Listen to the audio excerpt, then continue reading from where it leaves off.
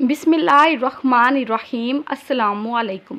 हज़रत सैयदना इमाम हुसैन रज़ी अल्लाह ताला अन्हो की शहादत का अलमनाक वाक़या। 10 मुहर्रम उल हराम को सुबह फजर की नमाज के बाद इब्ने साद अपनी फ़ौज लेकर निकला। हज़रत सैयदना इमाम हुसैन रज़ी अल्लाह ताला अन्हो ने भी सफ़ें दुरुस्त की। आप रज़ी अल्लाह ताला अन्हो के साथ सिर्फ 20 सवार और 40 प्यादे थे। जब दोनों लश्कर आमने सामने खड़े हो गए उस वक़्त आप रज़ी अल्लाह ताला अन्हो ने ज़ैल की तकरीर की, लोगों जल्दी ना करो, पहले मेरी बात सुन लो। मुझ पर तुम्हें समझाने का जो हक़ है वो अदा कर लेने दो और मेरे यहाँ आने की वजह भी सुन लो। अगर तुम मेरा उज़र कबूल कर लोगे और मुझसे इंसाफ करोगे तो इंतहाई खुशनसीब इंसान होगे, लेकिन तुम इसके लिए तैयार ना हुए तो तुम्हारी मर्ज़ी। सब मिलकर मेरे ख़िलाफ़ ज़ोर लगा लो और मुझसे जो बर्ताव करना चाहते हो कर डालो। अल्लाह बड़ा कारसाज है, वही अपने नेक बंदों को हिदायत देता है। तुम लोग मेरे हसब नसब पर गौर करो और देखो कि मैं कौन हूँ, फिर अपने गिरेबानों में मुँह डालो और अपने आप को मलामत करो कि तुम्हें मेरा कत्ल और मेरी तौहीन ज़ेब देती है। क्या मैं तुम्हारे नबी सल्लल्लाहु अलैहि वसल्लम का नवासा और उनके चचाजाद भाई का बेटा नहीं हूँ, जिन्होंने अल्लाह अज़्ज़ वजल के हुक्म पर सबसे पहले लब्बैक कहा और उसके रसूल सल्लल्लाहु अलैहि वसल्लम पर ईमान लाए? क्या सैयदुल शुहदा हज़रत सैयदना अमीर हमज़ा रज़ी अल्लाह ताला अन्हो मेरे वालिद के चचा नहीं थे? क्या हज़रत जाफ़र त्यार रज़ी अल्लाह ताला अन्हो मेरे चचा नहीं थे? क्या तुम्हें मेरे और मेरे भाई के मुतालिक रसूलुल्लाह सल्लल्लाहु अलैहि वसल्लम का ये कौल याद नहीं कि हम दोनों जन्नत के सरदार होंगे? अगर मैं सच कह रहा हूँ तो फिर मुझे बताओ, तुम्हें नंगी तलवारों से मेरा मुकाबला करना चाहिए? जिस वक़्त हज़रत सैयदना इमाम हुसैन रज़ी अल्लाह ताला अन्हो खिताब फरमा रहे थे, उस वक़्त आप रज़ी अल्लाह ताला अन्हो एक ऊँटनी पर सवार थे। कुरान मजीद आप रज़ी अल्लाह ताला अन्हो के हाथ में था और दुश्मन से किसी भी किस्म का खौफ या ख़तरा लाहिक नहीं था। इस दौरान इब्ने साद के लश्करी आप रज़ी अल्लाह ताला अन्हो की जानब बढ़े तो आप रज़ी अल्लाह ताला अन्हो ने अपने दोनों हाथ उठाए और बारगाह रब्बुल इज़्ज़त में यूं दुआ फरमाई, या अल्लाह, मैंने हर मुसीबत में तुझ पर ही भरोसा किया और हर सख्ती में तू ही मेरी पुश्त पनाही करने वाला है। मैंने हमेशा तुझ ही से मांगा है और तूने ही हमेशा मेरी दस्तगीरी की है। तू ही हर नेमत का मालिक है, तू ही एहसान करने वाला था। आज भी मैं तुझ ही से इल्तिजा करता हूँ। फिर आप रज़ी अल्लाह ताला अन्हो ने कूफियों को मुखातिब होकर कहा कि मुझे बताओ, तुम मुझे किस जुर्म में कत्ल करना चाहते हो? इनकी तरफ से कोई जवाब नहीं आया। फिर आप रज़ी अल्लाह ताला अन्हो ने इन सरदारों के नाम ले लेकर फरमाया जिन्होंने आप रज़ी अल्लाह ताला अन्हो को ख़त लिखे थे कि क्या तुमने मुझे खतूत नहीं लिखे? इन बेईमानों ने कहा कि हमने आपको खतूत नहीं लिखे थे। आप रज़ी अल्लाह ताला अन्हो ने फरमाया कि अगर तुम मुझे पसंद नहीं करते हो तो मैं वापस चला जाता हूँ, मुझे जाने दो। इन सरदारों ने जवाब दिया, आप खुद को हमारे हवाले कर दें। हज़रत सैयदना इमाम हुसैन रज़ी अल्लाह ताला अन्हो ने कह दिया कि मैं जीते जी हरगिज़ खुद को तुम्हारे हवाले नहीं करूँगा। सिर्फ़ एक हुर ही ऐसा शख्स था जिसके दिल पर आप रज़ी अल्लाह ताला अन्हो की बातों का असर हुआ। उसने आप रज़ी अल्लाह ताला अन्हो को हिजाज़ का रास्ता अख्तियार करने से रोका था और उस वक़्त वो अपनी इस हरकत पर नादम था कि मैंने आप रज़ी अल्लाह ताला अन्हो को इन जालिमों के हवाले कर दिया। इसी ज़हनी कशमकश की कैफियत में उसने इब्ने साद से पूछा कि क्या तुम्हें इनकी तीनों तजवीज़ों में से कोई भी मंजूर नहीं है?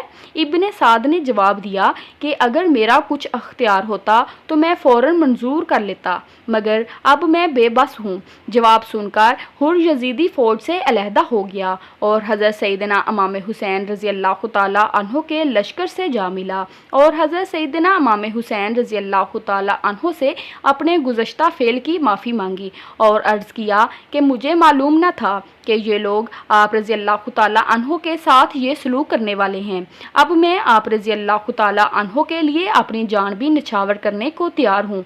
इस ज़माने में जंग के कवायदो ज़वाबित के मुताबिक इब्तिदा में एक एक और फिर दो दो करके जंगजू मैदान में उतरते रहे।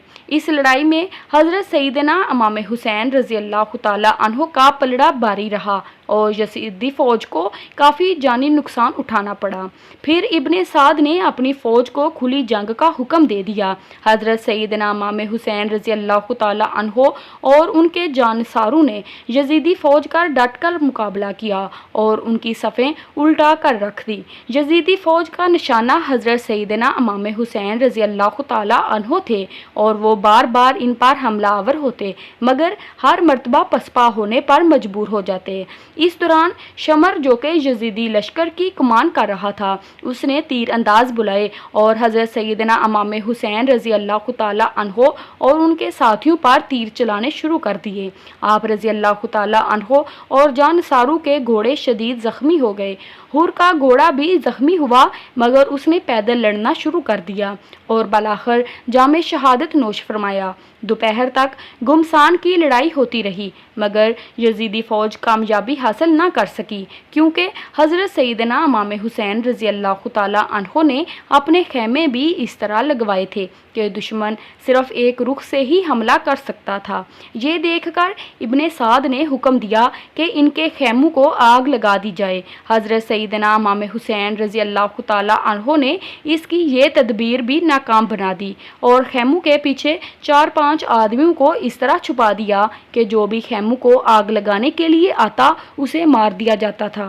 حضرت سیدنا امام حسین رضی اللہ تعالی عنہ کے جانصار مسلسل لڑائی کی وجہ سے تھک رہے تھے اور کئی جانصار اس خون ریز لڑائی میں شہید ہو چکے تھے۔ ظہر کی نماز کا وقت ہوا تو آپ رضی اللہ تعالی عنہ نے ظہر کی نماز کے وقت جنگ بندی کی درخواست کی مگر یزیدی لشکر نے آپ رضی اللہ تعالی عنہ کی بات کو ماننے سے انکار کر دیا۔ آپ رضی اللہ تعالی عنہ کے جانصاروں نے تلواروں کی زد میں نماز ظہر ادا کی۔